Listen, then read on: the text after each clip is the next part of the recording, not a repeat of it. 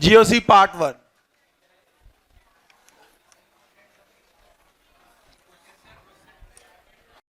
चलो करें स्टार्ट बेटा।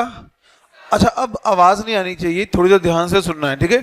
जीओसी का पहले हम बेसिक सीखेंगे कि कहां से हम शुरू करने वाले और कहां तक चलने वाले हैं, ठीक है बेटा। करें स्टार्ट फिर। सबसे पहले जब भी हम कोई टॉपिक या चैप्टर स्टार्ट करते हैं मैं पहले ओवरव्यू देता हूं, एक चार्ट सा बनाते हैं ताकि हमें पता लग जाए हमें क्या क्या चीज पढ़नी है और कैसे पढ़नी है, ठीक है। चलो करें शुरू फिर। चलो ध्यान से सुनना, आप कोई लिखेगा नहीं, सिर्फ बोर्ड की तरफ देखेंगे थोड़ी देर के लिए।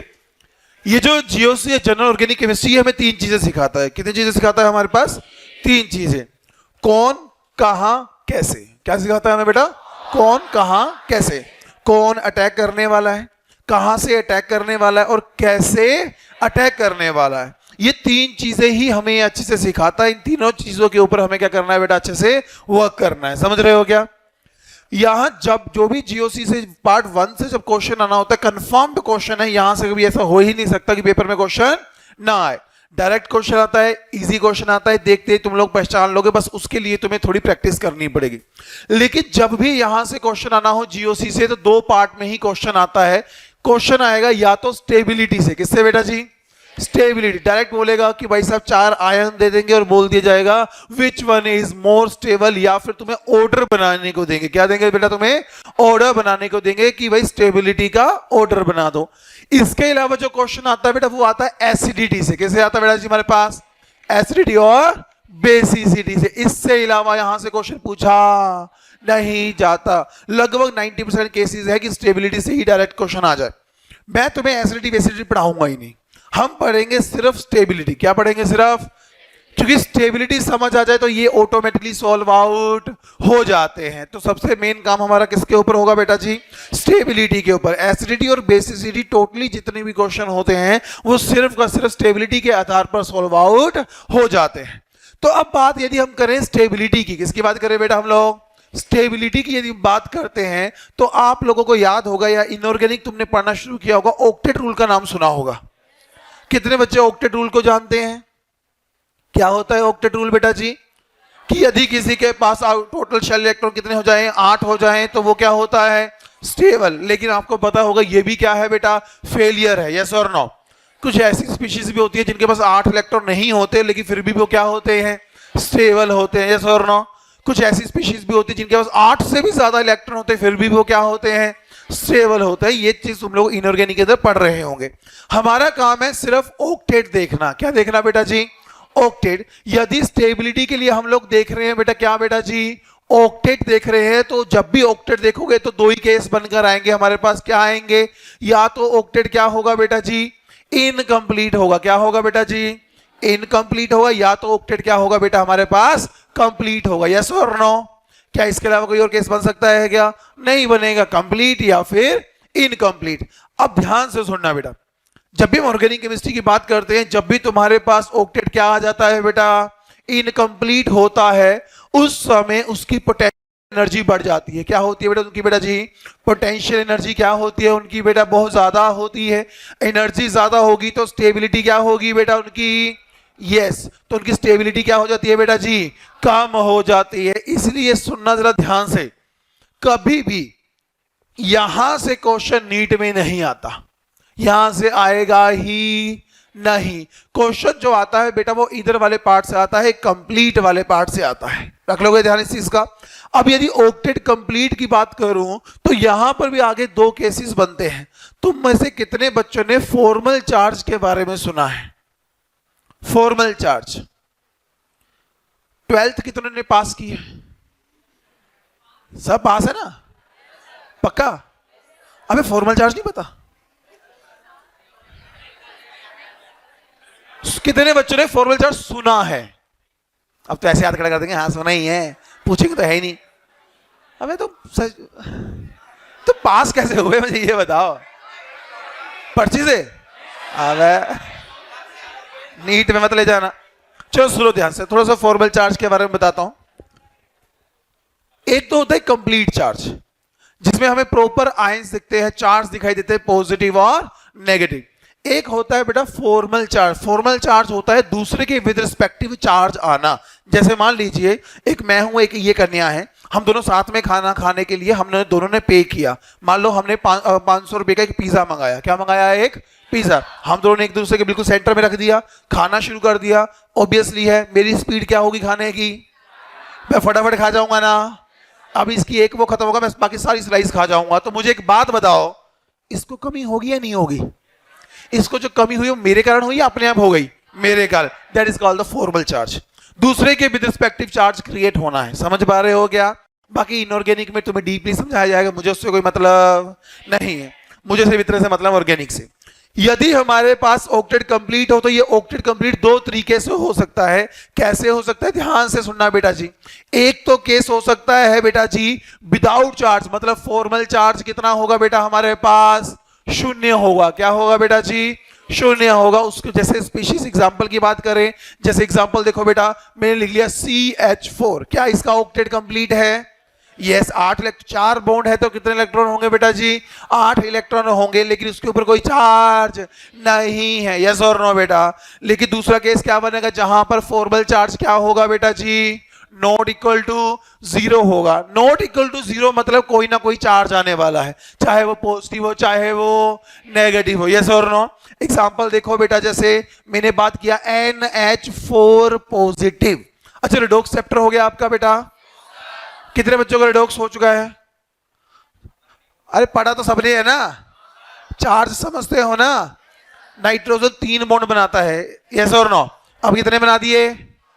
फॉर्मल चार्ज का ये तरीका भी होता है, यदि कोई अपनी वैलेंसी से एक बॉन्ड ज्यादा बनाता है। क्या बनाता है? अपने एक बॉन्ड ज्यादा। जितनी उसकी वैलेंसी थी, जैसे किसी की वैलेंसी 3 है मान लो, उसने 4 बॉन्ड बना दिए तो उसके ऊपर एक पॉजिटिव चार्ज आ जाता है। 2 एक्स्ट्रा बनाएगा तो 2 पॉजिटिव, 4 एक्स्ट्रा बनाएगा तो 4 पॉजिटिव। और यदि अपनी वैलेंसी से एक बॉन्ड कम बनाता है तो उसके ऊपर चार्ज क्या आएगा? -1। 2 कम बनाएगा तो -2। That is also called the formal charges. जैसे ये हो गया। इसके अलावा एग्जांपल देखो बेटा, CH3 नेगेटिव। 6 इलेक्ट्रॉन यहां से हो गए, 2 इलेक्ट्रॉन यहां से हो गए, 8 इलेक्ट्रॉन पूरे है ना। लेकिन ये जो 8 इलेक्ट्रॉन पूरे हुए क्या अपने आप हो गए या चार्ज के कारण हुए हैं? चार्ज के कारण। तो इसका मतलब इनका फॉर्मल चार्ज क्या हुआ? नॉट इक्वल टू 0 हुआ। क्या इतना ध्यान रख सकते हो? गया। बाकी सब तुम्हें इनऑर्गेनिक के अंदर सिखाया जाएगा। नीट में यहां से क्वेश्चन आता है। यही पार्ट है जहां से नीट में क्वेश्चन पूछा जाएगा। मतलब कभी भी तुम्हें डायरेक्ट क्वेश्चन सिंपल नहीं आएगा, तुम्हें हमेशा जो क्वेश्चन आएगा वो चार्ज के साथ दिया गया होगा, चाहे वो पॉजिटिव हो चाहे वो नेगेटिव हो। अब बच्चा ये सोचता है कि सर हम अप्रोच कैसे लगाएंगे? आइसोमेरिज्म के क्वेश्चन आसान थे, तुम देखते फाइंड आउट कर लेते, ज्यादा दिक्कतें नहीं थी।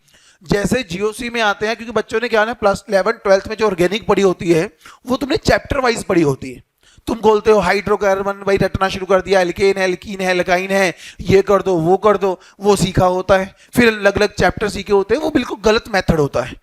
ऐसे कभी भी ऑर्गेनिक समझ नहीं आती। रियल में देखा जाए ना बेटा, ऑर्गेनिक में जीओसी या स्टेबिलिटी या एसिडिटी और बेसिसिटी को देखना हो तो सिर्फ 5 पॉइंट होते हैं। कितने पॉइंट होते हैं? सिर्फ 5। और कोई भी रिएक्शन को देखने के लिए भी 5 ही रिएक्शन होती है, उससे अलावा ऑर्गेनिक में कुछ है ही नहीं। इसीलिए जो भी टीचर तुम्हें पढ़ाने आता है ऑर्गेनिक केमिस्ट्री, वो एक बार जरूर बोलता है organic is one of the easiest subject, क्योंकि टोटल 10 चीजें देखनी है। कितनी चीजें देखनी है टोटल?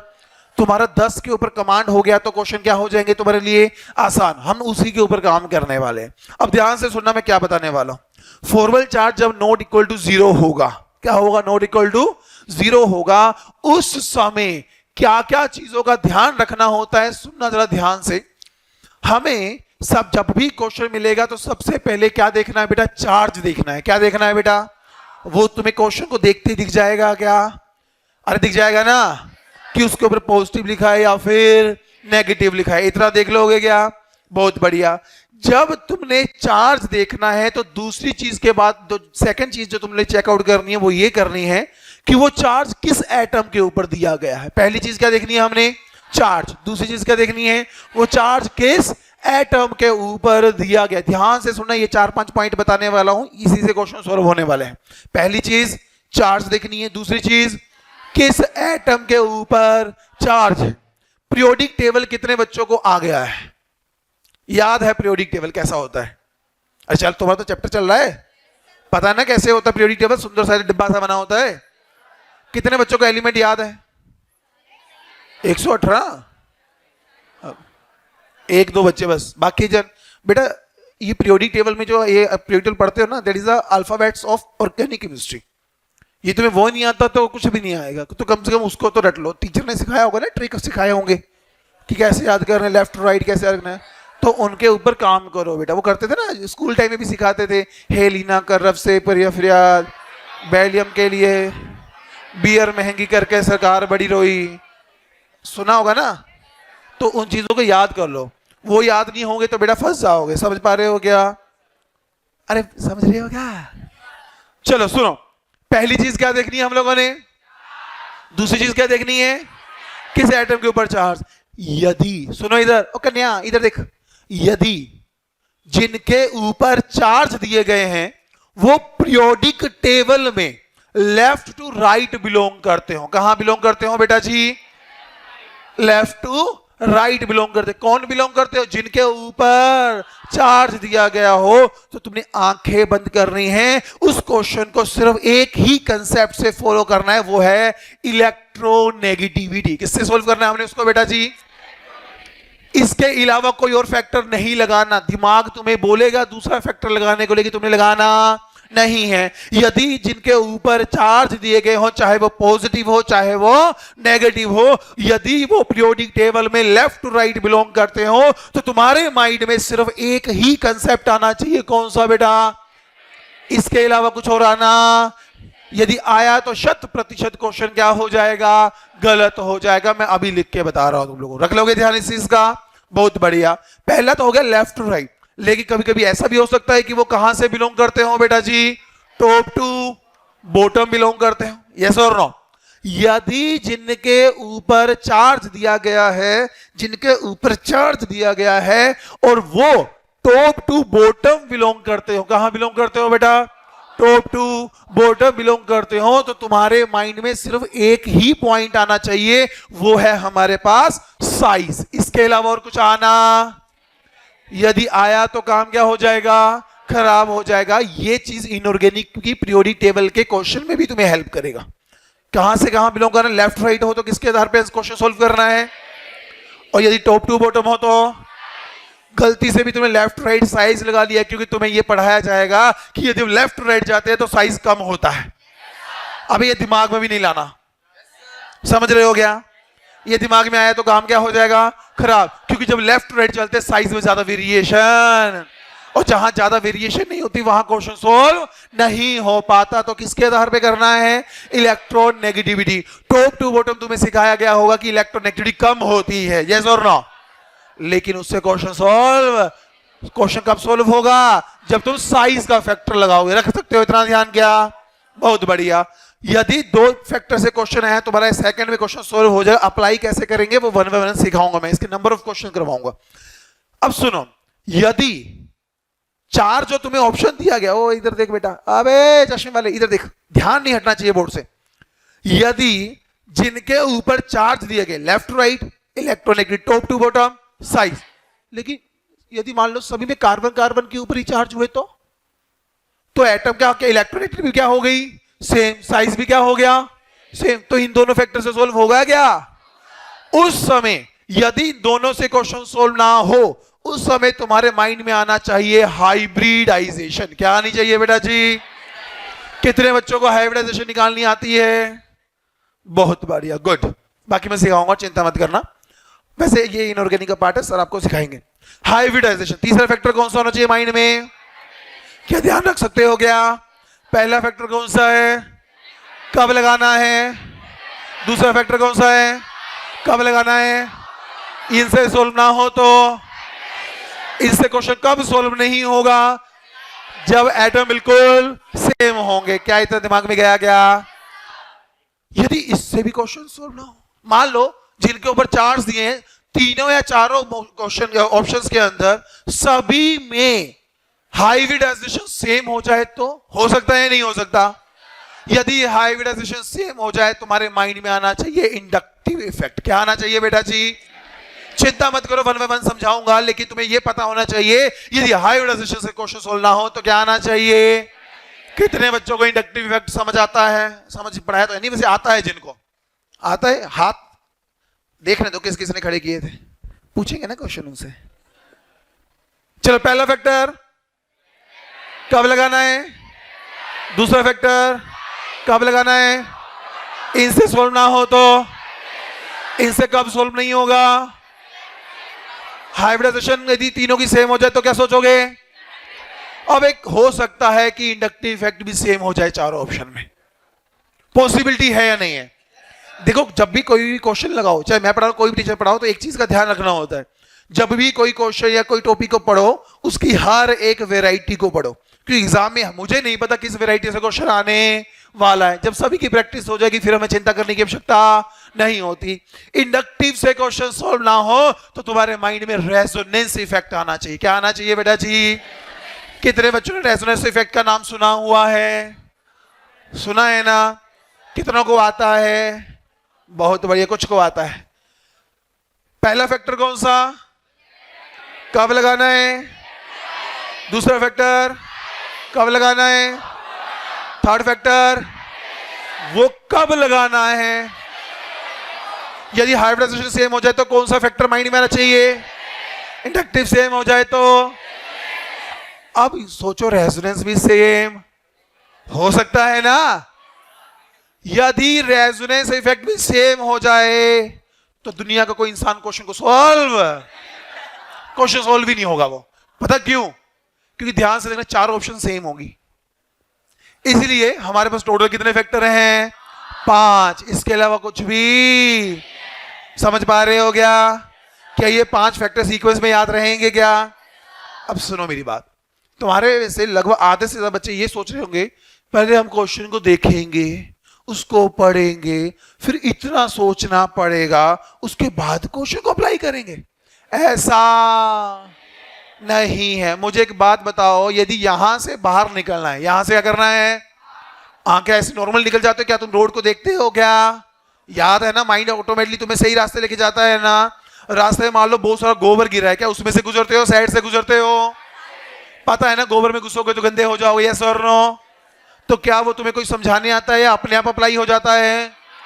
क्वेश्चन में भी ऐसा होता है, क्वेश्चन को देखते ही समझ आ जाता है कि इन 5 फैक्टर में से किससे क्वेश्चन अप्लाई होगा। क्या ध्यान रख सकते हो क्या, इन्हीं 5 फैक्टर से आज से जब भी नीट का एग्जाम हुआ है, चाहे वो पीएमटी है चाहे नीट है, इससे बाहर क्वेश्चन पूछा नहीं गया है। अब हमारा काम है इन 5 फैक्टर्स के ऊपर नंबर ऑफ क्वेश्चंस की क्या करनी है, हमने प्रैक्टिस। लगभग 250 क्वेश्चन हम प्रैक्टिस करेंगे क्लास के अंदर इन्हीं 5 फैक्टर्स के ऊपर। समझ रहे हो क्या, नोट डाउन करो अब इसको,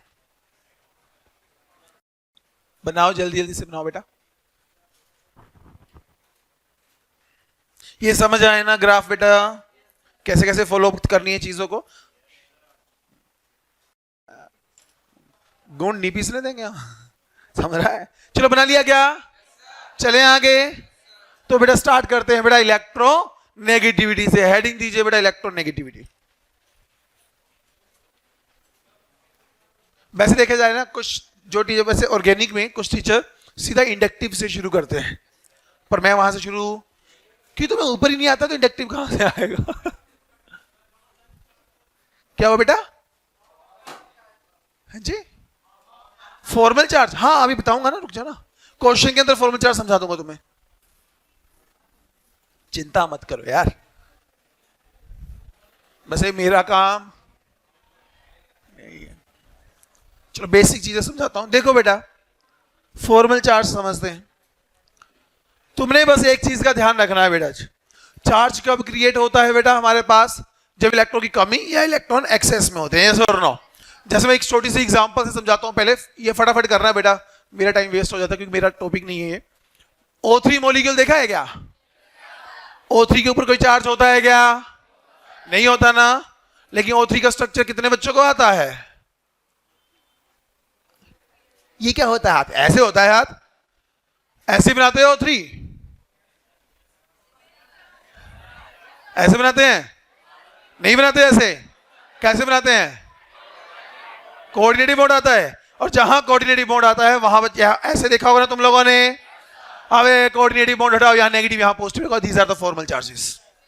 समझ रहे हो क्या, ये होते हैं फॉर्मल चार्ज, जो हमारे पास एक्यूरेट नहीं होते, लोकेटेड नहीं होते, हमें पूरे मॉलिक्यूल के अंदर नहीं दिखाई देते। फॉर्मल चार्ज इज मॉलिक्यूल के अंदर जो एटम उपस्थित हैं उन एटम के ऊपर कितना चार्ज है। जैसे O3 मॉलिक्यूल के ऊपर कोई चार्ज नहीं है, लेकिन जब हमने ओपन स्ट्रक्चर बनाया तब हमें दिखा इस ऑक्सीजन पे चार्ज क्या है, पॉजिटिव, इसके ऊपर क्या है, नेगेटिव, इसके ऊपर क्या है, जीरो। ये इनके फॉर्मल चार्ज होते हैं। क्या होते हैं बेटा, ये फॉर्मल चार्ज है कि इसके ऊपर -1 है, इसके ऊपर +1 है, और सम करो 0 प्लस +1 प्लस -1 कितना हो जाएगा बेटा, ओवरऑल 0। ये ओवरऑल चार्ज होता है जो इसके ऊपर लिखा जाता है। समझ पा रहे हो क्या? फॉर्मल चार्ज होता है पर्टिकुलर एटम के ऊपर कितना चार्ज आ रहा है मॉलिक्यूल के अंदर। बाकी तुम्हें समझाया जाएगा सर के द्वारा। हटा दो इसको, ये सर सिखा देंगे बेटा। ये लोन पेयर, हाँ बेटा शेयर करेगा तभी तो आएगा ना। देखो तुमने बॉन्ड्स, यार तुमने इनऑर्गेनिक, सुनो मेरी बात ध्यान से सुनना। ये जो बॉन्ड्स होते हैं ना, जैसे बच्चे ने बोला कि मेरा टाइम वेस्ट हो रहा है, कोवलेंट बॉन्ड होता है, सुना होगा, आयनिक बॉन्ड, 4 तरह के बॉन्ड होते हैं, कोवलेंट, आयनिक, मेटेलिक, कोऑर्डिनेटिव। यस और नो? कोवलेंट बॉन्ड बनता है by the mutual sharing, 2 atom आएंगे, दोनों एक इलेक्ट्रॉन शेयर करेंगे। आयनिक बॉन्ड बनता है by the transfer of electron, जब इलेक्ट्रॉन ट्रांसफर हो जाएगा उसके बाद चार्ज क्रिएट होगा। यस और नो बेटा जी? कोऑर्डिनेटिव बॉन्ड होता है जब 2 एटम है, दोनों मान लो दोनों साथ देना चाहते हैं एक दूसरे का, लेकिन एक के पास कोई भी इलेक्ट्रॉन नहीं है, तो दोनों इलेक्ट्रॉन यदि एक ही शेयर करता है तो कोऑर्डिनेटिव बॉन्ड बनता है। यस और नो? मेटालिक बॉन्ड तो तुम्हें पता, जस्ट इंटरेक्शंस होती है उनके बीच में, तो थोड़ा सा बेटा उनकी नॉलेज तुम्हें होनी चाहिए। 11th में तुमने केमिकल बॉन्डिंग पढ़ा हुआ है, अभी भी पढ़ रहे हो, थोड़ा इनऑर्गेनिक को ध्यान से पढ़ लेना बेटा, नहीं तो बेड़ा गर्क हो जाएगा। हाँ जी, है मेटेलिक में इंटरेक्शंस होती है, मेटेलिक इंटरेक्शन मतलब जो फोर्सेस होती है इनकी, इलेक्ट्रोस्टैटिक फोर्स ऑफ अट्रैक्शंस होती है उसके बीच में, बाकी कुछ नहीं होता उनके बीच में। चलो छोड़ो, मैं तुम्हें वैसे भी करवा दूंगा, ऑर्गेनिक में चिंता मत करो, रटवा दूंगा क्वेश्चन भी। हमें तो अपने से मतलब है ना, बाकी से कोई मतलब। लिखो इलेक्ट्रो नेगेटिविटी, पहले इसको समझते हैं। अच्छा इलेक्ट्रोनेगेटिविटी पता है ना, लास्ट डे में तुम्हें कुछ एलिमेंट की इलेक्ट्रोनेगेटिविटी याद भी करवाई थी, याद है आप लोगों को? बहुत बढ़िया। अच्छा ये टॉपिक भी बेटा पीरियोडिक टेबल के लास्ट टॉपिक इलेक्ट्रोनेगेटिविटी, तो तुम्हें वहां से भी अच्छे से समझ आ जाएगा। अब सुनो, अब सारे बोर्ड की तरफ देखेंगे, इधर उधर कोई नहीं देखेगा, ठीक है बेटा? 1 सेकंड लगेगा क्वेश्चन समझने के लिए। जब भी हमें बोला क्वेश्चन आएगा वो फॉर्मल चार्ज के रिस्पेक्टिव आएगा, मतलब या तो पॉजिटिव चार्ज या तो नेगेटिव चार्ज। यदि हम दोनों टाइप के क्वेश्चन प्रैक्टिस कर ले तो हमारे लिए चीज क्या हो जाएगी, आसान हो जाएगी। तो मैं यहां लेकर आ रहा हूं बेटा जी पॉजिटिव चार्ज। कौन सा बेटा जी? Positive charge. और यहां लेकर आऊंगा इसको नेगेटिव चार्ज को। ओके बेटा जी? अब ध्यान से समझना इन दोनों चीजों को। हमारे पास नेगेटिव चार्ज देखना है। मान लो मेरे पास एक ऐसा क्वेश्चन दिया गया है जिस क्वेश्चन के अंदर बोला गया कि मेरे पास एक है CH3 नेगेटिव। क्या है मेरे पास? एक बेटा, एक दिया गया है बेटा NH2 नेगेटिव, एक दिया गया है OH नेगेटिव, और एक दिया गया F नेगेटिव। ये क्वेश्चन दिया और बोला गया स्टेबिलिटी का ऑर्डर बनाना है। क्या बनाना है बेटा? ऑर्डर ऑफ स्टेबिलिटी हमें बताना है। तो तुमने कुछ भी नहीं करना क्वेश्चन को, तुमने क्वेश्चन देख लिया, क्वेश्चन देख लिया तो सबसे पहले क्या चीज देखनी होती है क्वेश्चन के अंदर? चार्ज। क्या देखना होता है? कौन सा चार्ज है? अब नेगेटिव का मतलब एक्स्ट्रा इलेक्ट्रॉन या कमी? Extra electron. क्या मतलब है इसका बेटा? अब सुनो इधर देखो बेटा, हमारे पास सेकंड पॉइंट क्या देखना होता है हम लोगों ने? किस एटम के ऊपर है? यहां किसके ऊपर है? अब यहां लिख दिया कार्बन। यस और नो? इधर किसके ऊपर है? यहां लिख दिया नाइट्रोजन। यहां किसके ऊपर है? यहां लिख दिया ऑक्सीजन। यहां किसके ऊपर है? क्या इतना काम कर सकते हो क्या? ये चारों के चारों एलिमेंट पीरियोडिक टेबल में डाउन द ग्रुप बिलोंग कर रहे हैं, लेफ्ट राइट। जैसे लेफ्ट राइट माइंड में आया तो किसके बेस पे करना है क्वेश्चन को? इलेक्ट्रोनेगेटिविटी। क्या होती है इलेक्ट्रोनेगेटिविटी? बॉन्डेड इलेक्ट्रॉन है, उस जो अपनी तरफ स्ट्रांगली खींचेगा मतलब उसकी इलेक्ट्रोनेगेटिविटी क्या है? अरे ध्यान से सुनो, जिसकी इलेक्ट्रोनेगेटिविटी ज्यादा वो इलेक्ट्रॉन को अपनी तरफ, मतलब उसको इलेक्ट्रॉन पसंद है या नहीं है, तभी तो वो स्ट्रांगली खींच रहा है अपनी तरफ को। यस और नो? अब चार्ज कौन सा है? Negative. Extra electron, extra electron को अपने पास कौन रखना पसंद करेगा? जिसकी इलेक्ट्रोनेगेटिविटी ज्यादा होगी या कम? ज्यादा। किसकी ज्यादा है इसमें? उससे कम किसकी है? उससे कम किसकी है? उससे कम किसकी है? कौन आसानी से रखेगा इलेक्ट्रॉन? हो गया क्वेश्चन खत्म। बताओ आसान है या मुश्किल है?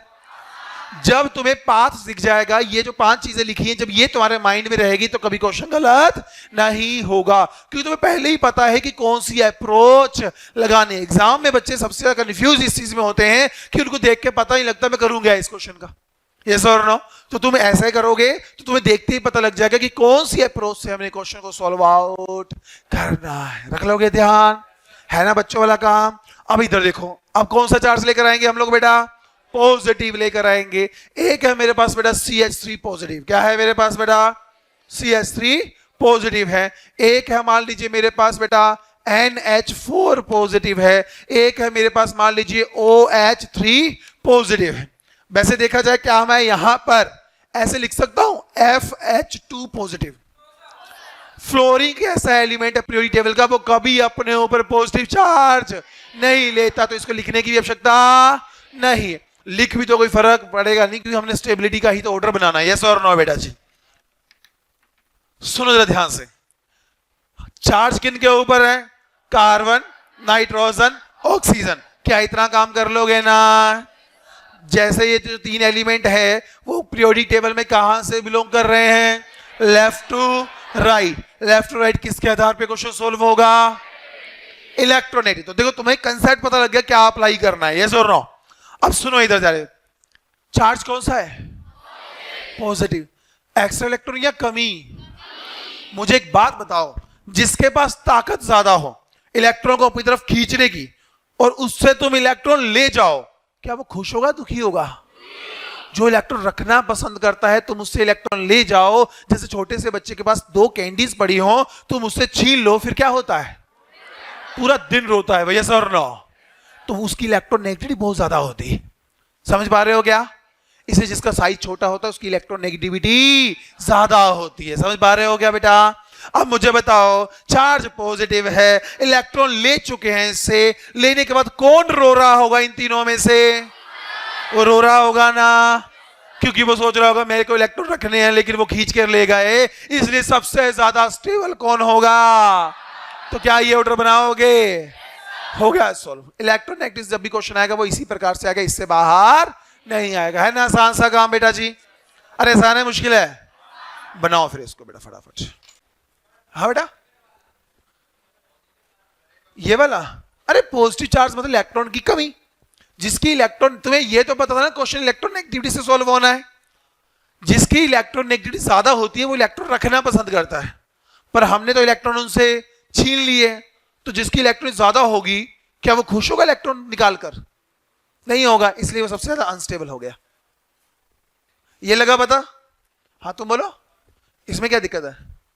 अबे एक्स्ट्रा इलेक्ट्रॉन है, एक्स्ट्रा इलेक्ट्रॉन कौन अपने पास रखना पसंद करेगा? जिसकी इलेक्ट्रोनेगेटिविटी ज्यादा होगी। किसकी ज्यादा होती है इन चारों में से? फ्लोरीन की, इसलिए वो ज्यादा स्टेबल है। खत्म है। इधर हैलोजन पे पॉजिटिव दिखाते हैं, कहीं कहीं दिखाते हैं, मुझे दिखा देना। पूरी दुनिया की ऑर्गेनिक केमिस्ट्री की किताबें उठाकर ले आना, क्लेडन उठा लेना, जेरी मार्च उठा लेना, कोई भी उठा लेना। फ्लोरीन के ऊपर पॉजिटिव चार्ज हुआ ना, मैं जिंदगी में पढ़ाना छोड़ दूंगा ऑर्गेनिक, समझा? Fluorine never attain positive charge, समझ रहे हो? यस, फ्लोरीन कभी। अबे पूरे पीरियोडिक टेबल में सबसे ज्यादा इलेक्ट्रोनेगेटिविटी है उसकी, कमी थोड़ा होती है हमारे पास। हाँ बाकी yes, chlorine, bromine, iodine positive charge attain करते हैं, हाँ फ्लोरीन नहीं करता। यस, फ्लोरीन के ऊपर गलती से भी मत लगा देना, लगाए तो गए। बना लिया क्या? कितने बच्चों को ये क्वेश्चन समझ आ गया? कैसे अप्लाई कर रहे हैं? बहुत बढ़िया। हाँ कौन सा? ये प्रायोरिटी नहीं है। रुक जाओ ना, रुक जाओ, क्वेश्चन को देखते तुम्हें पता लग जाएगा कौन सा लगाना है। ये प्रायोरिटीज नहीं है। प्रायोरिटी होती है तो मैं बेटा ग्रेटर देन का साइन लगाता हूं। यहां लगाया क्या? फिर बना लिया क्या? चलें आगे? नो सर, लिख लो, जल्दी लिखो यार। चलो, दूसरा जो फैक्टर है वो हमारे पास बेटा कौन सा? साइज। इन पर से हम एक एक क्वेश्चन इसलिए बना रहे हैं सिर्फ क्योंकि आगे जाके मिक्स क्वेश्चन बनेगा तो ऑटोमेटिकली ये फैक्टर लगते जाएंगे। अब सुनो इधर मेरी बात, यहां भी कितने चार्ज होंगे बेटा? दो। कौन कौन सा बेटा? पॉजिटिव और नेगेटिव। तो यहां लिख रहा हूं बेटा मैं नेगेटिव चार्ज, और यहां क्या लिखूंगा बेटा? चार्ज। अब देखो तुम्हारी आंखें कैसी खुलेगी, जो चीजें तुम पढ़ते आए थे आज से पहले वो सब चीजें क्या होंगी? अब हिल जाएंगी। इधर देखो सारे बच्चे, अब लिखेगा कोई नहीं, बोर्ड की तरफ देखेंगे। मेरे पास एक F negative, Cl negative, Br negative और I नेगेटिव। अब ध्यान से सुनना मेरी बात सारे बच्चे, चार्ज कौन सा है? ये एलिमेंट है कौन? हैलोजन्स। यस और नो? बताओ एक्स्ट्रा इलेक्ट्रॉन कौन आसानी से अपने पास रखेगा? फ्लोरीन रखता है ना? यही गलती है। अब सुनो, तुम गलत, कि जो तुमने पढ़ा तुमने उसके आधार पे आंसर किया। जिंदगी भर ये सुनते हो कि भाई हैलोजन में फ्लोरीन सबसे ज्यादा इलेक्ट्रोनेगेटिव एलिमेंट है, वो इलेक्ट्रॉन को अपने पास रखना पसंद करता है, लेकिन ये तो देख लो उसका कंपैरिजन किसके साथ है। ये देखो, तभी मैंने वो 5 पॉइंट लिखाए और बताया किस तरीके से क्वेश्चन को अप्लाई करना है। चार्ज कौन सा है? नेगेटिव। दूसरी चीज क्या देखनी है? क्या दूसरी चीज तुम सीधा सोल्व करोगे? पहले चेक करोगे किन के ऊपर चार्ज है। किन के ऊपर चार्ज है बेटा? हैलोजन के ऊपर। ये टॉप टू बॉटम बिलोंग कर रहे हैं, लेफ्ट टू राइट? तुमने फ्लोरीन बोला on the basis of electron negativity, उल्टा फैक्टर लगाया ना, तो मार्क्स कितने मिलेंगे? -5। समझ रहे हो क्या? इसलिए वही फैक्टर लगाना जो बताया गया है। टॉप टू बॉटम है तो किसके आधार पे सोल्व होगा क्वेश्चन? साइज के आधार पर। ये है फ्लोरीन। कौन है ये? अरे ये कौन है? अरे ये कौन है? और ये कौन है? अबे साइज में डिफरेंस है क्या? सभी के पास वैसे कितने इलेक्ट्रॉन होते हैं बेटा जी? 7। यस। अरे ये तो पता है ना, कितने होते हैं? 7। Thank you. 1 2 3 4 5 6 और 7। इसके पास भी कितने होंगे? 4 होंगे क्या? सभी के पास 7। ये तो 1 2 3 4 5 6 और 7। सभी ने एक एक इलेक्ट्रॉन एक्स्ट्रा रखा हुआ है ना? अरे रखा है क्या? ये बना दिया एक्स्ट्रा इलेक्ट्रॉन। बना दे कैसे? मुझे बताओ कहां पर इलेक्ट्रॉन रिपल्शन सबसे ज्यादा दिख रही है? तो इलेक्ट्रॉन रखना चाहेगा क्या? कहां सबसे कम रिपल्शन दिख रही है? मतलब वहां पर इस इलेक्ट्रॉन को लेने पे कोई फर्क, उसको बोला चाहिए एक्स्ट्रा आया, आने दो, कोई फर्क नहीं पड़ता, बहुत बड़ा एरिया है। यस और नो? तो उस इलेक्ट्रॉन को कौन रखना पसंद करेगा? तो इसका मतलब stability order, I negative, Br negative, Cl negative, then F negative. तो इसीलिए बोला जाता है बार बार, जो फैक्टर मैं बता रहा हूं वही फॉलो करना है, अपना दिमाग नहीं चलाना। जितना मैं बोलूंगा वही चीज अप्लाई करनी है तुम लोगों ने। समझ रहे हो? अपना दिमाग लगाओगे, ओवर थिंक करोगे, ज्यादा कुछ नहीं होगा। बस इतना फर्क पड़ेगा कि आपके पेपर में 5 नंबर कम हो जाएंगे। और आपको पता है ना 5 मार्क्स कितना रैंक गिराते हैं? देखिए जो रिजल्ट अभी रिसेंटली आया है ना, एक एक मार्क्स से रैंक देखना तुरंत पीछे जाता है। आ जाओ किसके ऊपर? अब देखना तुम्हारी आंखें और खुलेंगी। ये कौन है ना? अरे ये कौन है? ऐसा फिर कौन होता है? सेलेनियम। यस और नो? बोलते ना उससे टेपो, याद है कुछ? चलो अब चार्ज कौन सा है? पॉजिटिव है। किन के ऊपर है? Oxygen, sulphur, selenium and tellurium के ऊपर। यस और नो? ये पीरियोडिक टेबल में कहां से कहां बिलोंग करते हैं? टॉप टू बॉटम बिलोंग करते हैं। यदि टॉप टू बॉटम बिलोंग कर रहे हैं तो आंसर किसके आधार पे होगा? साइज के आधार पर। जिसका साइज बड़ा होता है वो इलेक्ट्रॉन आसानी से रखता है ना, और जिसका साइज छोटा होता है वो इलेक्ट्रॉन रखना पसंद नहीं करता। तो बताओ इनमें से सबसे छोटा साइज किसका है? वो इलेक्ट्रॉन रखना पसंद, और उससे इलेक्ट्रॉन ले लिए तो खुश होगा दुखी होगा? खुश होगा। पहले छोटा था, रिपल्शन ज्यादा थी, उससे इलेक्ट्रॉन ले लिया, खुशी होकर बैठ जाएगा। यस और नो? लेकिन ये तो इलेक्ट्रॉन रखना पसंद करता था, उससे इलेक्ट्रॉन ले लिए, रो रहा होगा या नहीं रो रहा होगा? तो कौन सबसे ज्यादा stable? This one is stable. और जब भी ये तुम ऑर्डर डायरेक्ट में लिख देता, तुम बोलते कि सर ऐसा कैसे हो गया? Oxygen is electronegative atom, 3.5 electronegativity, वो इलेक्ट्रॉन निकाल के खुश कैसे हो रहा है? बेटा याद रखना, ये जो कंपैरिजन होता है वो बहुत मैटर करता है। जैसे मान लीजिए मैं हूं, इसके साथ मान लो मेरी लड़ाई होनी है, फाइट होनी है, कौन जीतेगा? ऑब्वियसली मैं ही जीतूंगा, मैं तो लेकिन वही बात करता हूं, मेरे सामने कोई रेसलर खड़ा कर दो, वो मेरे को पेल देगा। अरे पेल देंगे उसको भी, अब तो नहीं पेल जा। अरे यस और नो, कंपैरिजन किससे है वो फर्क पड़ता है। तो याद रखना, लेफ्ट राइट जो चीजें होती हैं वो डाउन द ग्रुप सेम नहीं होती, वो बदलती हैं। इसलिए चीजें का ध्यान रखना है कि कौन से फैक्टर से तुमने क्वेश्चन को सोल्व करना है। तो इलेक्ट्रोनेगेटिव कैसे करना है बेटा जी? हमारे पास कैसे करना है इलेक्ट्रोनेगेटिव? नेगेटिव चार्ज हुआ तो पीरियोडिक टेबल में जो राइट साइड होते हैं वो ज्यादा स्टेबलाइज करते हैं, yes और नो? और यदि हम हमारे पास साइज की बात करें तो नीचे वाले चार्ज डाउन द ग्रुप जाते हुए नेगेटिव चार्ज क्या होता है? ज्यादा स्टेबलाइज होता है। और तुम इसको और आसानी से ध्यान रख सकते हो, नेगेटिव याद रख लो, पॉजिटिव उससे पूरा उल्टा होगा। तो वो चीज भी रखना क्या है बेटा तुम्हारे लिए इजी है। तो मैं यहां ऐसा लिख सकता हूं बेटा जी, स्टेबिलिटी, इधर देखो बेटा, स्टेबिलिटी ऑफ नेगेटिव चार्ज, किसकी बेटा जी? नेगेटिव चार्ज, नेगेटिव, ये पॉजिटिव था ना, सही, पॉजिटिव चार्ज, वो इलेक्ट्रोनेगेटिविटी के डायरेक्टली चल रही है, इनवर्सली चल रही है बेटा जी? क्योंकि जब जैसे जैसे इलेक्ट्रोनेगेटिव बढ़ा है उसकी स्टेबिलिटी कम हुई है, that means it is inversely proportional to the electronegativity, yes और नो? जिनको समझ आ गया अच्छी बात है, नहीं है तो ये याद रख लेना। और यहां मैं क्या लिख सकता हूं बेटा जी? स्टेबिलिटी ऑफ नेगेटिव चार्ज क्या आएगा बेटा इलेक्ट्रोनेगेटिविटी के? Directly proportional to the electronegativity. जितना ज्यादा इलेक्ट्रोनेगेटिविटी होगी वो नेगेटिव चार्ज को उतना ही क्या करेगा बेटा? स्टेबलाइज करेगा। अब इधर बताओ बेटा साइज वाले के अंदर, साइज में बताओ बेटा स्टेबिलिटी ऑफ नेगेटिव चार्ज क्या होगी बेटा? बताओ, डायरेक्टली और इनवर्सली?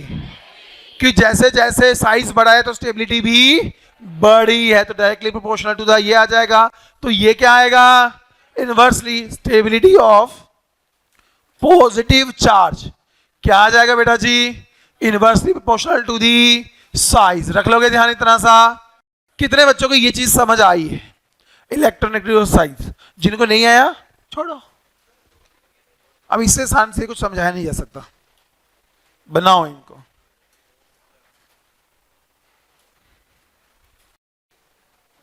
वो तुमने स्कूल में पढ़ा होगा ना, EN लिखते हैं, इसको जाइन बोलते हैं। The real symbol of electronegativity is जाई। अरे तुम EN लिख लो, खुश, रोना नहीं है, ठीक है? इट इज जाइन। ऐसे काफी सिंबल है जिन तुम्हें पता ही नहीं है केमिस्ट्री में, और वो पढ़ाया बताते भी नहीं है टीचर, पर हम तो लिखेंगे, हम तो वही लिखेंगे जो होता है। तुम चाहे कुछ भी लिख लो। बना लिया क्या? अरे बेटा वही लिखा है इनवर्सली प्रोपोर्शनल। ये जो जाई एन होता है that is the symbol of electronegativity.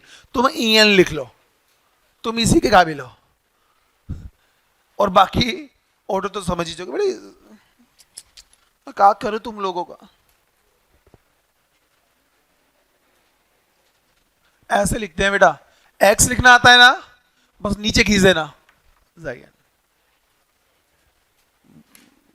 बना लिया? चले आगे।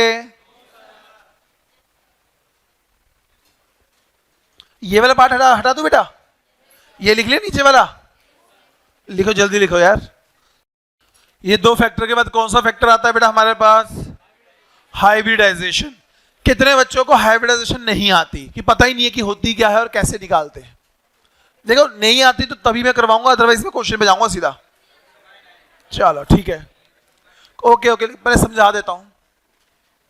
वैसे ये केमिकल बॉन्डिंग के अंदर समझाया जाता है। अच्छा, जिन बच्चों को पता है हाइब्रिडाइजेशन ये होती क्या है, अब इधर देखो सारे बच्चे, लिखना नहीं है, सुनो। ये होती क्या है हाइब्रिडाइजेशन?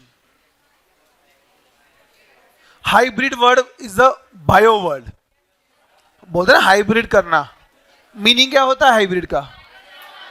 हाइड्रोजन मिक्स होना। क्या होना? मिक्स होना। लेकिन बेटा सुनिए, ध्यान से सुनना, 1-2 मिनट में बताने वाला हूं, ये तुम्हें इनऑर्गेनिक में हेल्प करेगा केमिकल बॉन्डिंग के अंदर जो बताने वाला हूं। ये जो हाइब्रिडाइजेशन का जो मतलब होता है that is a mixing of orbitals. क्या होता है बेटा? मिक्स। हाइब्रिड मतलब होता है दो चीजों का मिक्स हो जाना। जैसे बोलते हैं पेड़ों में, आम का मान लो पेड़ है, वो टेस्टी आम लग रहे हैं, उसको तने को काटते दूसरा तना जोड़ देते हैं, दैट इज अ हाइब्रिड करना। उसको क्या करना? हाइब्रिड। ये जो हाइब्रिडाइजेशन मतलब सिंपल सा मतलब है मिक्सिंग ऑफ ऑर्बिटल। लेकिन इसको पहले समझते हैं कैसे इसको मिक्स किया जाता है। आई थिंक मैंने आपको बताया था वो एग्जांपल इसकी, किसको बता दी फिर? चलो एग्जांपल समझो। मान लीजिए, क्या कर लीजिए बेटा जी, मान लीजिए मैं इस क्लास का नया स्टूडेंट हूं। क्या हूं? इस क्लास का बेटा नया स्टूडेंट हूं। यदि मैं इस क्लास का नया स्टूडेंट हूं तो सबसे पहले मैं यहां आऊंगा, इस जगह खड़ा हो जाऊंगा, फिर मैं सोचूंगा कहां बैठूं। कहां बैठूंगा बेटा मैं? देखो पहली बात तो यह है कि बॉयज के साथ बैठूं या गर्ल्स के साथ? मन तो कहां है, और बैठूंगा कहां? बैठना पड़ेगा, क्या कर सकते हैं, मजबूरी है। तो पहले आके तो मैं ये देख लूंगा कि भाई मैं उन लोगों के साथ बैठूंगा जिनसे मेरी सिमेट्री मैच करती है, यस और नो। तो मैं बॉयज के साथ ही बैठूंगा पहली बात तो मान लीजिए मैं आया और इस लड़के के साथ बैठ गया, जगह थी थोड़ी सी, वहां बैठ गया। मान लीजिए मैं बहुत ज्यादा इंटेलिजेंट स्टूडेंट हूं। क्या हूं? अबे हंस क्यों रहे हो? अबे हूं। मान लीजिए, ध्यान से सुना, कंसेप्ट छुपा है इसके पीछे। मान लो मैं बहुत ज्यादा इंटेलिजेंट स्टूडेंट हूं, इसके साथ बैठ गया। अब सोचो मैं फर्स्ट डे क्लास में आया हूं तो मेरी क्या उम्मीद होगी कि मुझे थोड़ा सा बता दे कि पीछे क्या चल रहा है। मैंने उसको बोला भाई क्या चल रहा, क्या पढ़ा रहे हो? और कहता छोड़ना यार, आ गुटखा लगाते हैं साथ में। सोचो मैं हैरान हो जाऊंगा क्या? थोड़ी देर बाद इसे बैग में से बोतल निकाल के रख दी सामने, अबे पिएंगे मजे से, एंजॉय करेंगे, पढ़ाई शढ़ाई छोड़ो। सोच के देखो मैं खुश होऊंगा या दुखी होऊंगा? हम दोनों की सिमेट्री तो मैच हो रही थी ना, लेकिन ऊर्जा मैच, एनर्जी नहीं हो रही थी। कि मैं यदि पढ़ने वाला बच्चा हुआ तो मेरी एनर्जी क्या हुई? कम। ये तो वो शरारती बच्चा निकला, इसकी एनर्जी क्या है? बहुत ज्यादा। क्या मैं अगले लेक्चर में इसके साथ बैठूंगा क्या? मैं बोला भाई माफ करो। हाँ, वो जुबान केसरी कर रहा है बैठ के। फिर मैं क्या करूंगा? यहां से उठ जाऊंगा या नहीं उठ जाऊंगा? मान लो मैं यहां से उठा और मान लो इस लड़के के साथ बैठ गया। जैसे ही सुनो, अगले लेक्चर में जैसे ही इसके साथ बैठा, ये लड़का मुझे कहता अरे भाई तुम्हारा फर्स्ट डे है, ये ले मेरे नोट्स बना लेना। मैं बोले को प्रभु चरण कहां है तुम्हारे? अरे यस और नो? जैसा मेरा नेचर पढ़ने वाला, मान लो इसका भी बहुत अच्छा पढ़ने का नेचर है, तो मैं खुश होऊंगा इसके साथ बैठ के या दुखी होऊंगा? एनर्जी मैच कर गई क्या? तो जो भी ऑर्बिटल मिक्स होने होते मन मर्जी से मिक्स नहीं होते, समझ रहे हो क्या? उनकी दो चीजें सेम होनी चाहिए, सिमेट्री और एनर्जी। जिनमें ये दोनों में से एक भी कमी रह जाए तो वो स्टेबलाइज और इंटरमिक्स नहीं होते, समझ रहे हो क्या? बाकी और डीप में तुम्हें इनऑर्गेनिक वाले सर पढ़ाएंगे। सुनो सुनो, लास्ट ईयर मैंने इनऑर्गेनिक भी पढ़ाई थी, अब ऑर्गेनिक पे आगे सारा हूं। चलो सुनो, ध्यान से सुनना, हम तीनों पढ़ा लेते हैं, बायो भी।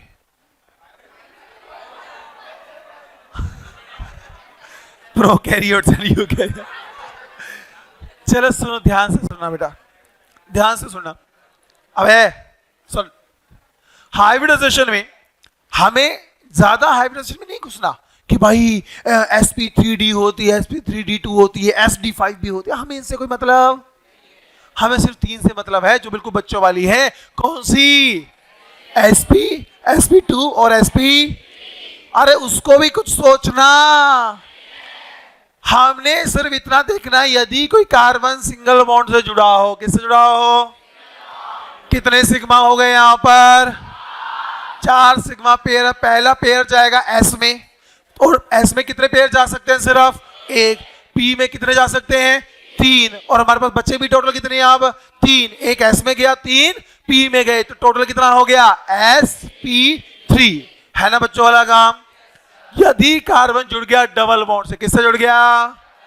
ये कौन सा बॉन्ड, सिग्मा, ये भी, ये पाई। हाइब्रिडाइजेशन में पाई बॉन्ड काउंट क्यों?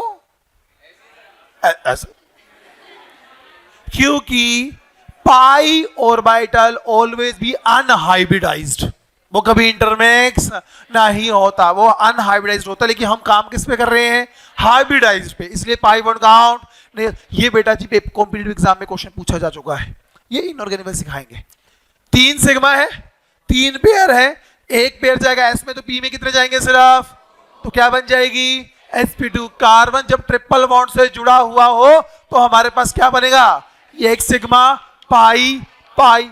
बॉन्ड तो पता है ना कितने होते हैं, बताया था ना, sigma pi pi delta delta phi, याद है ना। पर हमें काउंट कितने करने हैं, सिर्फ सिग्मा और पाई तो हमें देखना नहीं है, सिर्फ सिग्मा देखना है, और साथ में लोन पेयर भी देखते हैं, वो इनऑर्गेनिक वाले सिखाएंगे। कितने सिग्मा हो गए, 2, तो एक एस और एक पी, तो हाइब्रिडेशन क्या बन जाएगी, एस पी हाइब्रिड।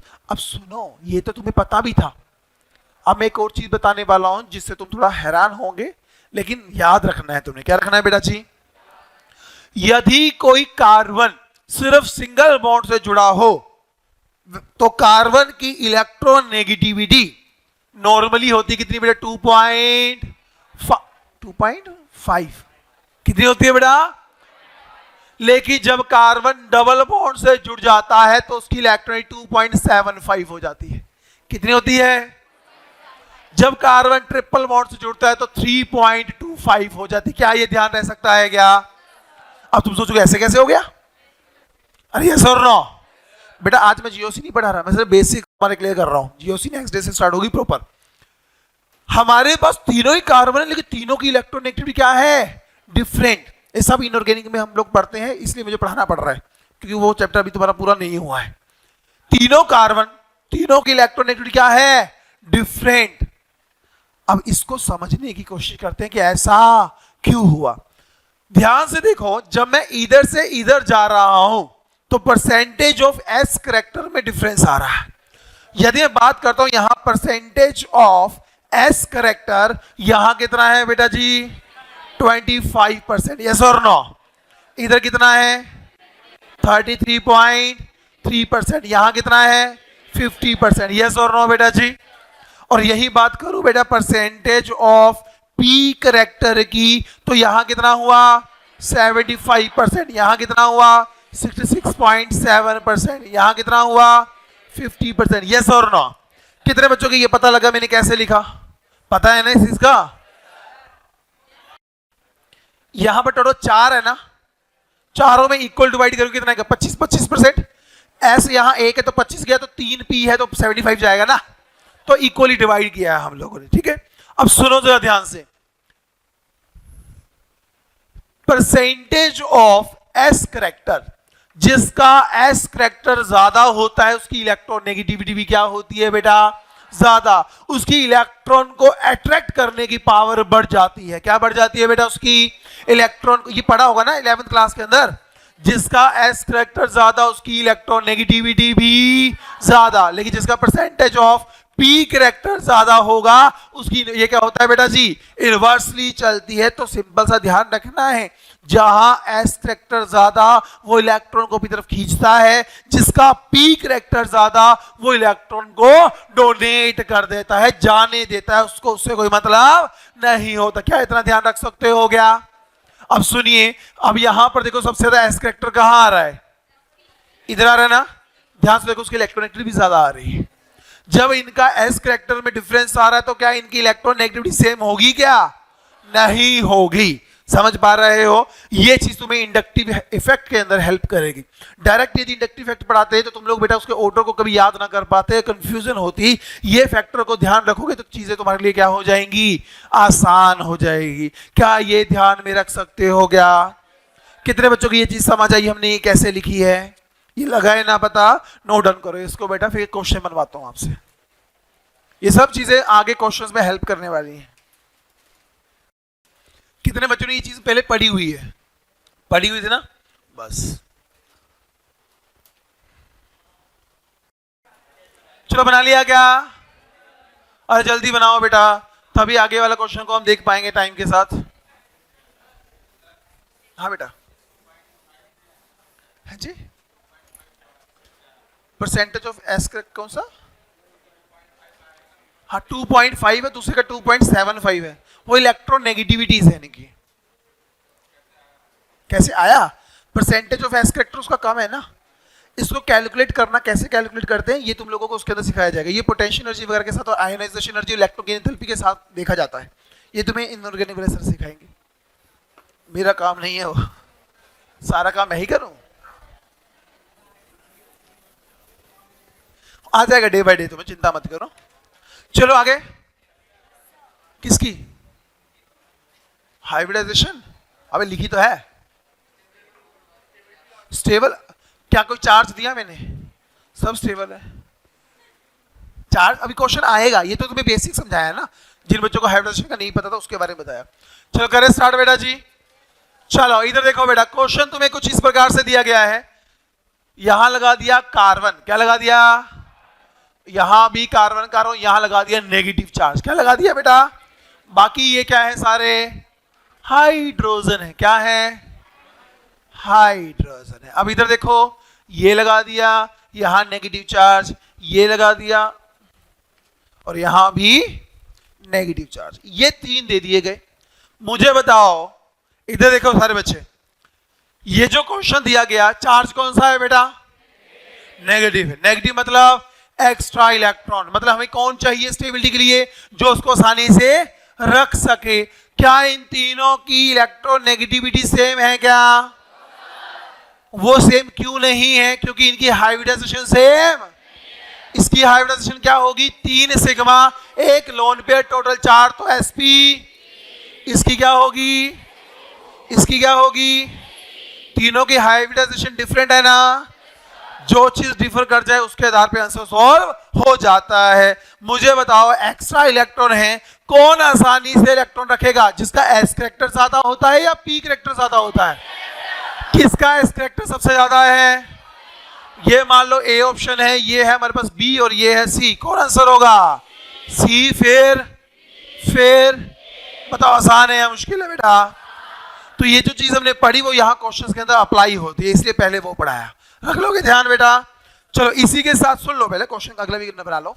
मान लीजिए मेरे को क्वेश्चन बदल दिया गया और क्वेश्चन कुछ ऐसा दे दिया गया, यहाँ एच एच, यहां लगा दिया बेटा एच एच एच। चार्ज कौन सा है बेटा?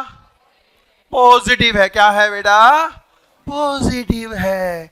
1 2 3 4, यहां भी पॉजिटिव और यहां भी पॉजिटिव। यह है A option, this one is a B, this one is a C. Charge कौन सा है बेटा? Positive charge.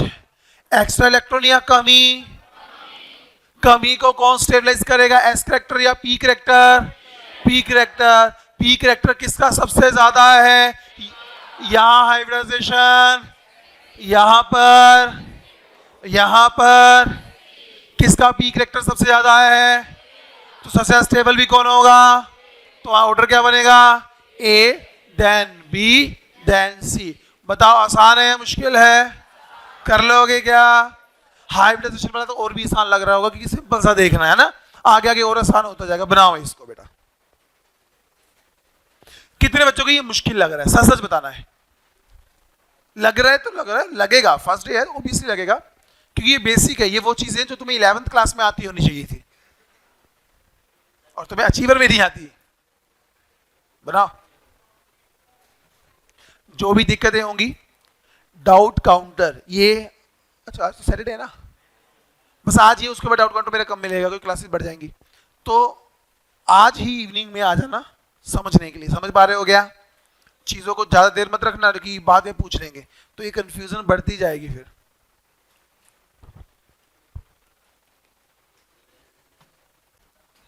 चल करें आगे बेटा स्टार्ट। चलिए ये तो थे जो 3 ऐसे पॉइंट जो आगे इंडक्टिव और रेजोनेंस में क्या करने वाले हैं? हेल्प करने वाले। तो हेडिंग दीजिए बेटा, पहले एक हेडिंग दीजिए, types of electron displacement. Types of electron displacement.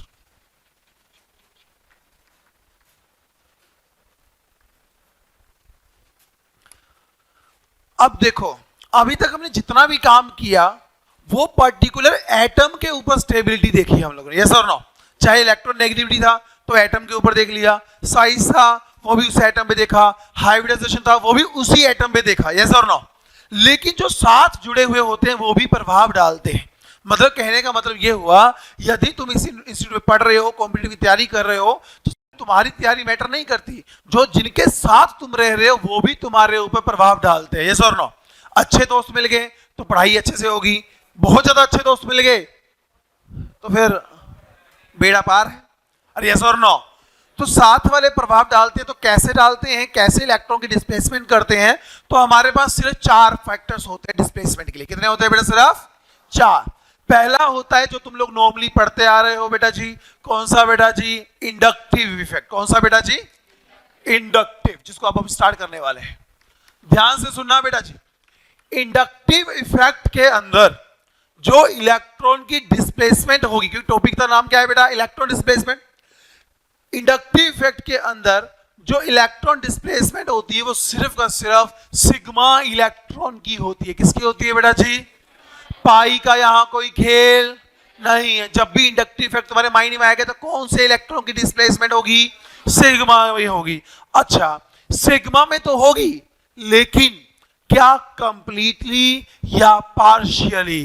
Partially. कैसे होते हैं बेटा इसके अंदर? बेटा पार्शियली डिस्प्लेसमेंट होती है। तो तुम्हें 2 पॉइंट ध्यान रखने हैं, जब भी इंडक्टिव का नाम आएगा कौन से इलेक्ट्रॉन की डिस्प्लेसमेंट होगी? सिर्फ सिग्मा की। कंप्लीटली या पार्शियली? पार्शियली होगी। ध्यान रख सकते हो? क्या रखना ही पड़ेगा, ऑप्शन ही नहीं है। दूसरा कौन सा था हमारे पास? रेजोनेंस। इसमें भी इलेक्ट्रॉन डिस्प्लेसमेंट होती है। क्या होती है यहां पर बेटा? इलेक्ट्रॉन डिस्प्लेसमेंट होती है, लेकिन रेजोनेंस में सिर्फ पाई इलेक्ट्रॉन का काउंट किया जाता है। किसको किया देखा जाता है? सिर्फ पाई को। इंडक्टिव में किसका रोल है? सिग्मा का। रेजोनेंस में किसका रोल है? पाई का। रेजोनेंस में सिग्मा का कोई रोल नहीं है, इंडक्टिव में पाई का कोई रोल नहीं है। जैसे यहां पार्शियल डिस्प्लेसमेंट हुई, लेकिन यहां कैसी होती है बेटा जी? कंप्लीटली ट्रांसफर होते हैं। क्या होते हैं बेटा? मतलब पहले यहां थे फिर कहीं और चले जाएंगे, किसके अंदर? रेजोनेंस के अंदर। समझ पा रहे हो क्या? ये हुए 2 फैक्टर जो हमने लिखे थे। इसके अलावा इसी से ही आगे ड्राइव होते, नाम सुना होगा हाइपर कॉन्जुगेशन। कितने बच्चों ने इसका नाम सुना है? बहुत बढ़िया। क्या होता है हाइपर कॉन्जुगेशन? समझाएंगे। बड़ा ये तो बड़ा मजेदार टॉपिक है, हंसी वाला टॉपिक है, अच्छे समझेंगे। सुनो, हाइपर कंजुगेशन में कौन से इलेक्ट्रॉन पार्टिसिपेट करते हैं? सिग्मा या पाई?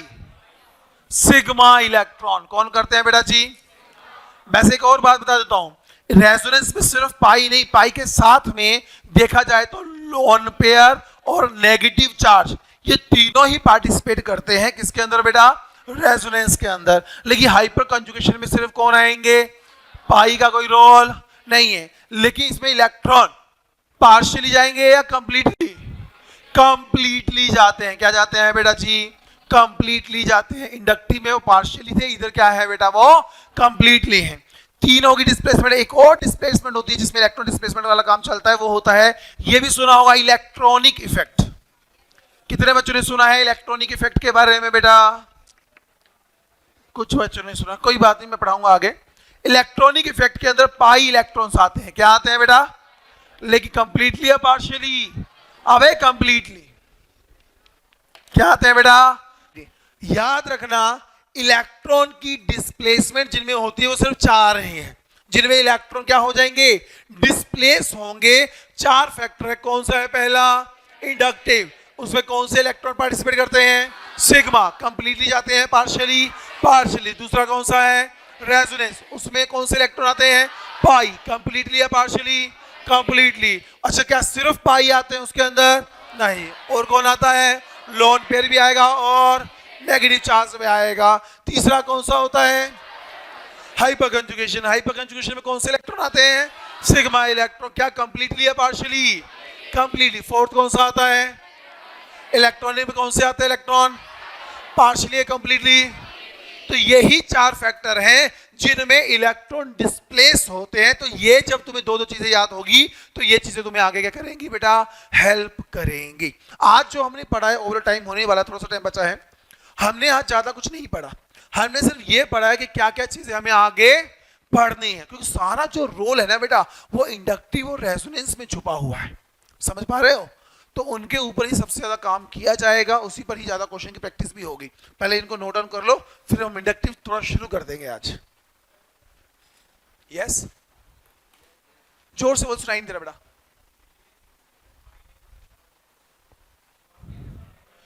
पाई इलेक्ट्रॉन भी होते हैं, lone pair, negative charge. Negative charge मतलब इलेक्ट्रॉन होते हैं ना, एक्स्ट्रा इलेक्ट्रॉन। तुम्हें लोन पेयर और नेगेटिव चार्ज में डिफरेंस नहीं पता? चलो क्वेश्चन करवाऊंगा तो समझा दूंगा। इसमें और इसमें कैसे पता लगेगा? ये टेम्परेरी इफेक्ट होता है, जब पढ़ेंगे ना इनको तो डिफरेंस लग जाएगा पता। इलेक्ट्रॉनिक इफेक्ट ना अपने आप नहीं आता, जब न्यूक्लियोफाइल आता है या इलेक्ट्रोफाइल आता है तब अटेन होते हैं, सिखाएंगे आपको, डोंट वरी।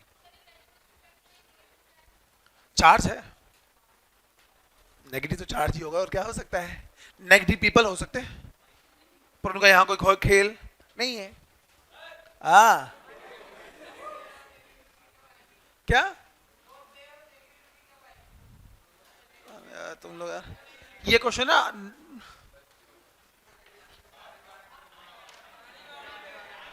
आड़ी बाड़ी वालों को भी आता है। सुन अभी इधर देख, ध्यान से देखना। अच्छा सारे देख लो यार, मुझे पता तुम और बच्चों का भी डाउट होगा। कार्बन ने यहाँ कितने बॉन्ड बनाए हैं? अभी 4 दिख रहे देखो, कितने हैं? 3 है। एक इलेक्ट्रॉन इसका, इसका एक इलेक्ट्रॉन, कितने इलेक्ट्रॉन दे दिए कार्बन ने यूज हुए? 3। होते कितने इसके पास? चौथा इलेक्ट्रॉन फ्री बैठा हुआ है ना, इसके ऊपर कोई चार्ज है क्या? नहीं है। चार्ज तब होते जब एक्स्ट्रा आते हैं या कमी होती है, अभी तो 4 पूरे हैं तो कोई चार्ज। अब इसके पास आया किसी तरह से एक एक्स्ट्रा इलेक्ट्रॉन, क्या आया? एक एक्स्ट्रा इलेक्ट्रॉन आया ना, तो ये क्या बन गया? लोन पे बना ना, लेकिन एक्स्ट्रा इलेक्ट्रॉन आया इसलिए चार्ज नेगेटिव। समझे क्या? लेकिन वही बात करें अमोनिया की, अमोनिया में नाइट्रोजन के बाद 3 बॉन्ड होते हैं ना, ऐसे कुछ बेटा जी। कितने इलेक्ट्रॉन? 1 2 3, यस और नो। लेकिन होते कितने इसके वैलेंस शेल में? 5 4 5। क्या ये एक्स्ट्रा या अपने हैं? तो इसको प्रॉपर लोन पेयर बोलेंगे। ये भी होता लोन पेयर ही है, लेकिन ये किसके कारण है? एक्स्ट्रा इलेक्ट्रॉन के कारण है, इसलिए नेगेटिव चार्ज लिखना पड़ता है साथ में। भैया थोड़ा ना पढ़ना शुरू कर देना, ऑर्गेनिक ना पहलेगी अच्छे से तुम लोगों को। नहीं आसान तो हम करेंगे, इनको बिल्कुल इजी कर देंगे तुम्हारे लिए। बट होता क्या है ना बेटा, सुनो, ये ऑर्गेनिक एक ऐसा सब्जेक्ट है जो इनऑर्गेनिक के बिना नहीं चल सकता। इसकी बीवी समझ लो इनऑर्गेनिक, उसके बिना चलने वाला गर्लफ्रेंड समझ लो, समझ रहे हो? तो वो इसको चाहिए चाहिए, नहीं तो आगे समझ। सिर्फ 2 चैप्टर अच्छे से पढ़ने हैं, सिर्फ 2, पीरियोडिक और केमिकल। ये 2 अच्छे पे कमांड बनाना, ऑर्गेनिक इजी हो जाएगी। है एक हो गया, आ जाएगा बेटा, आ जाएगा, आ जाएगा, आ जाएगा। हिम्मत रखो, हिम्मत ही रखनी पड़ेगी। है करें स्टार्ट बेटा। सुनो अब इधर, अब बेटा इधर सुनो, हेडिंग दीजिए बेटा इंडक्टिव इफेक्ट। चलो अब सुनो, इंडक्टिव इफेक्ट हमारे पास करें स्टार्ट बेटा। 3-4 पॉइंट है जो ध्यान रखने हैं। 2 तो हम लिख चुके हैं। पहला पॉइंट तो हमने ये लिखा था इसके अंदर बेटा, क्या कौन से इलेक्ट्रॉन आते हैं इसके अंदर? सिग्मा इलेक्ट्रॉन डिस्प्लेसमेंट होती है इसके अंदर, यस और नो बेटा जी। दूसरा पॉइंट हमने क्या लिखा था इसके अंदर बेटा जी? पार्शियली डिस्प्लेसमेंट होती है, यस और नो। ये तो हम लोग पहले ही जानते हैं, यस और नो बेटा। तीसरा जो पॉइंट ध्यान रखना है बेटा, ये जो जनरेट होता है वो इलेक्ट्रॉन नेगेटिविटी के डिफरेंस से जनरेट होता है। किससे डिफरेंस है बेटा? इलेक्ट्रॉन नेगेटिविटी के डिफरेंस के कारण जनरेट होता है, अदरवाइज ये जनरेट नहीं होता। रख सकते हो ध्यान। इलेक्ट्रॉन इंडक्टिव इफेक्ट के कारण हमारे पास, ध्यान से सुनना, ये जो डिस्प्ले इफेक्ट होता है ये डिस्टेंस डिपेंडेंट होता है। क्या होता है बेटा? ये डिस्टेंस डिपेंडेंट होता है, मतलब जैसे जैसे डिस्टेंस बढ़ेगा इसका इफेक्ट कम होता जाएगा। पांचवा पॉइंट ये तो तुमने सुने होंगे। पांचवा पॉइंट जो ध्यान रखना है वो ये है, इंडक्टिव इफेक्ट के कारण फिजिकल एंड केमिकल प्रॉपर्टीज में क्या आता है बेटा, डिफरेंसेस आते हैं। क्या आते हैं बेटा जी, डिफरेंसेस आते हैं। इन दोनों पॉइंट का क्या रखना है बेटा, ध्यान रखना है। पहला पॉइंट, इलेक्ट्रॉन डिस्प्लेसमेंट होती है कौन से वाले की, सिग्मा, कंप्लीटली या पार्शियली, पार्शियली। तीसरा पॉइंट किसके कारण होता है, इलेक्ट्रोनेगेटिविटी के डिफरेंस के कारण। चौथा पॉइंट क्या ध्यान रखना है बेटा, डिस्टेंस डिपेंडेंट। पांचवा क्या होता है बेटा, फिजिकल और केमिकल प्रॉपर्टीज में क्या आता है बेटा, चेंज आता है। अब इनको समझते हैं, पांचों पॉइंट लिखना नहीं है, जैसे पहले बच्चे को उसके बाद लिखते रहना। मुझे 4 बच्चे चाहिए यहाँ पर, कोई भी 4 लड़के आ जाओ, जल्दी आ, कोई भी आ जाओ, जल्दी आओ, फटाफट आना, 5 मिनट बचे हमारे पास। अबे आ जाओ, तुम लोग आ जाओ, टोपी, तीनों टोपी वाले आओ, आ जाओ।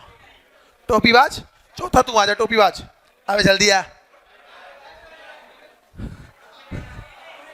2 ब्लैक 2 ब्लू, उधर जाओ, उधर जाओ। अब समझना, अब ध्यान से समझना। अब सुनो, चारों दोनों ने अपने हाथ पकड़ दो ऐसे एक दूसरे, कैसे सर, ऐसे खुश हो रहा है, गड़बड़ लग रही है कोई, ठीक है ना, ऐसे लड़का ही है ना, हाँ। सुनो, ध्यान से सुना, ये चारों क्या है, कार्बन कार्बन बॉन्ड है। क्या है, चारों ही कार्बन है, सभी ने एक दूसरे को बॉन्ड बनाकर बैठे हुए थे। मैं आउटसाइडर हूं, मैं क्या हूं बेटा, क्या ये अपनी जिंदगी अच्छे से व्यतीत कर रहे हैं, यस, मजे से घूम रहे हैं। ध्यान से सुनना, फैक्टर छुपा हुआ है इसके पीछे। ये चारों मजे से अपनी जिंदगी व्यतीत कर रहे थे, फिर मैं आ गया। कौन आ गया, क्या मैं कार्बन हूं, मैं इनसे अलग हूं, यस और नो। मैंने आया, मैंने बोला बॉन्ड बनाएगा, कहता ध्यान से सुनना, इसके पास हाथ फ्री है ना, that is called the orbital. क्या होता है बेटा ये, मैंने बोला चलो अच्छा बॉन्ड बनाते हैं। हमने क्या बना लिया, यहां से पकड़ा स्ट्रांगली। वैसे ओवरलैपिंग होती है, कभी भी बॉन्ड ऐसे नहीं बनते, ओवरलैपिंग से बनते हैं। उसने ऐसे पकड़ा एक दूसरे का हाथ, ये गड़बड़ी है।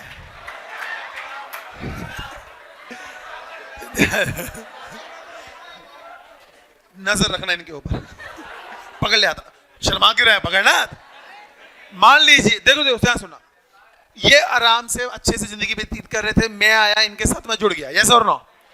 मान लीजिए मेरे में ताकत बहुत ज्यादा है इनसे। क्या है ताकत इनसे, जब ताकत मतलब इलेक्ट्रॉन नेगेटिविटी, क्या मतलब, तो यदि मेरी इलेक्ट्रॉन नेगेटिविटी ज्यादा है इसके कार्बन एटम से, तो ऑब्वियसली ये बॉन्डेड इलेक्ट्रॉन कौन खींचेगा बेटा, अपने पैर वहीं रखने, बॉडी को मेरी तरफ आते रहना, जैसे मैं खींचूं। पहले थोड़ा डिफरेंस बनाओ, बस रुको। अब ध्यान से देखना, मेरी इलेक्ट्रॉनिक ज्यादा है ना, मैंने इसको खींचा अपनी तरफ, यस और नो। नोट करना, नॉर्मल वापिस गए, मैंने खींचा, नोट डाउन करो। जब मैंने अपनी तरफ खींचा तो मुझे एक बात बताओ, सबसे ज्यादा हिला हुआ कौन लग रहा है, ये लग रहा ना, मतलब मेरे खींचने पर सबसे ज्यादा इफेक्ट किसके ऊपर पड़ा है। नोट करो फिर वापस, सेकंड वाले को देखना, सेकंड वाले में ज्यादा इफेक्ट दिख रहा है क्या, उसकी बाजू यहां से कहां चली गई, इफेक्ट हुआ लेकिन ज्यादा। थर्ड वाले को देखना, थोड़ा हल्की सी बाजू हिली, यस और नो। फोर्थ वाला ऐसे खड़ा है, उसको कोई फर्क। नोट डाउन करो, सुनो सुनो, ध्यान से सुनो, मैंने सिर्फ इलेक्ट्रॉन क्या उनसे खींचे, इससे खींचे, इससे खींचे, सबसे ये टेढ़ा हो गया, सबसे ज्यादा इफेक्ट इसके ऊपर, सेकंड पे उससे, थर्ड पे उससे, तो इसका मतलब, और फोर्थ पे कोई इफेक्ट। इसका मतलब ये हुआ inductive effect up to 3 carbon दिखता है। चलो कोई बात नहीं, अच्छा सुनो, क्या ये चीज समझ आई क्या, अप टू कितने कार्बन तक दिखा है सिर्फ, चौथे पे कोई effect, inductive effect up to कितने तक दिखता है सिर्फ, चौथे पे कोई फर्क नहीं पड़ेगा, मतलब चौथे पे कोई चीज लग रही है हमें उससे कोई मतलब नहीं होगा। सेकंड थिंग सुनो मेरी बात ध्यान से सुनना, जब मैंने इसको खींचा, हम दोनों में कैसा बॉन्ड है, एक बॉन्ड है, 2 बॉन्ड है सिर्फ। पहला बॉन्ड कौन सा होता है, देखो पहला पॉइंट क्या लिखा था, सिग्मा के इलेक्ट्रॉन डिस्प्लेस हो रहे हैं, किसकी तरफ को, मेरी तरफ को, दिखाई दे रहे डिस्प्लेस होते हुए। सेकंड पॉइंट क्या लिखा है, मैंने खींचा, क्या इसने इलेक्ट्रॉन मेरे पर ट्रांसफर कर दिए या है अभी बीच में ही है, मेरी तरफ आगे, लेकिन इसने भी पकड़े हुए हैं ना, मतलब कैसे हुए, पार्शियली हो, यस और नो। मुझे बताओ यदि दोनों की ताकत सेम होती क्या मैं इसको खींच पाता क्या, क्यों खींच पाया, क्योंकि मेरी इलेक्ट्रॉन नेगेटिविटी, मतलब दोनों में इलेक्ट्रॉन नेगेटिविटी का डिफरेंस है, इसलिए ये काम हुआ, अदरवाइज ये काम। पॉइंट समझ आया थर्ड वाला। फोर्थ वाला क्या लिखा, और तुम लोग देख रहे हो जैसे जैसे मेरे से डिस्टेंस बढ़ता जा रहा है इफेक्ट कम होता जा रहा है। कहां तक इफेक्ट होता है, सिर्फ 3। ध्यान से देखना, अभी ये नॉर्मल था, मैंने इसको खींचा, क्या लाते नहीं हिलनी चाहिए तो क्या मैं, अरे मैं उठा लूंगा गोदी में से ध्यान से सुनो, मैंने इसको खींचा ना, मुझे बताओ क्या इसके फिजिकल नेचर में चेंज आया, आया क्या, केमिकली तो मुझे वैसे भी लग रहा है अब देखो पहले आराम से बैठा था, स्टेबल था, यस और नो, जब मैंने खींचा अब वो स्टेबल, मतलब केमिकल नेचर में चेंज आ गया, क्या वो पांचों पॉइंट समझ आए क्या, बस इतना सा काम करना है हमने इंडक्टिव इफेक्ट में, इससे ज्यादा कुछ भी नहीं होता। रख लोगे ध्यान बेटा, थैंक यू बेटा, बैठ जाओ आप तो बैठ ही जाओ। चलो चलो, क्या ये 5 पॉइंट माइंड में गए क्या, इसमें किसी को कोई दिक्कत, नोट डाउन करो इनको, बेल भी हो गई, कोई छेड़ेगा नहीं उसको ऐसे। देखो किसी ने, जिसने तेरे को ज्यादा तंग किया तो मुझे बताना, अगले बार उसको बुलाएंगे बोर्ड पे, है ना, कहते सर आप ही तंग करते हो बनाओ इसको। चलो रिवाइज मारे फटाफट बेटा, चलो इसको नोट कर लिया, इसको जल्दी नोट करो बेटा, तभी रिवीजन मारेंगे फटाफट। ऑर्गेनिक बहुत मजेदार चीज है, मजा आएगा इसको पढ़ने में। करें स्टार्ट, कॉपीज बंद करो सारे बच्चे, कॉपीज बंद कर दो, कॉपीज बंद करो एक बार। चलो अब सारे मेरी तरफ देखेंगे, जो जो पूछूंगा तुमने बताते जाना, ठीक है। जीओसी के अंदर हम लोगों ने 3 तरह के क्वेश्चन आते हैं, कौन कौन से, स्टेबिलिटी, एसिडिटी और, हमने किसके ऊपर काम करना है, स्टेबिलिटी के लिए क्या देखना होता है, ऑक्टेट रूल, यस और नो, वो कंप्लीट होता है, या फिर हमने किसकी तरफ जाना है, कंप्लीट की तरफ। क्या कंप्लीट विदाउट फॉर्मल चार्ज या with formal charge, with formal charge, मतलब या तो पॉजिटिव चार्ज मिलेगा या तो, हमारे पास कितने फैक्टर है उसके लिए, पहला फैक्टर कौन सा है, इलेक्ट्रॉन नेगेटिविटी, इलेक्ट्रॉन नेगेटिव कब लगाना है, दूसरा फैक्टर कौन सा है, वो कब लगाना है, तीसरा फैक्टर कौन सा है, वो कब लगाना है, फोर्थ फैक्टर कौन सा है, पांचवा फैक्टर कौन सा है, इनसे सॉल्व ना हो तो क्वेश्चन सॉल्व।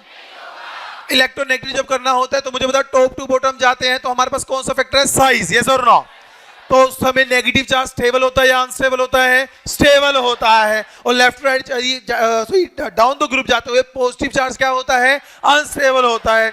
इलेक्ट्रॉन नेगेटिविटी के टाइम पे जब हमने देखा लेफ्ट राइट जा रहे थे तो नेगेटिव चार्ज क्या हो रहा था, स्टेबल, और हमारे पास पॉजिटिव चार्ज क्या हो रहा था, अनस्टेबल। हाइब्रिडाइजेशन में 3 तरह की हाइब्रिडाइजेशन रखनी है, sp, sp2 और sp3।